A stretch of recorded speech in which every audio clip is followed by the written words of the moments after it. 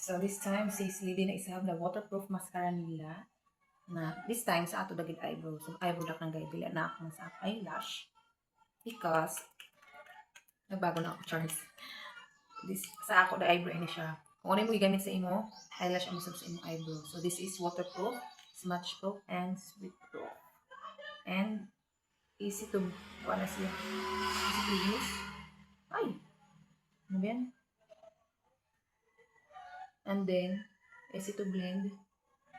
Tapos, perfect for any occasion, pang everyday use, and pang regalo this coming February 14. Na para bang kilay. Then, what I love this one is handy da guys. Handy da kadayaw.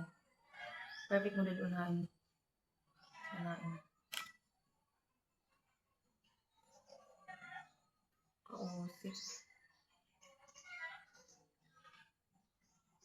Charan.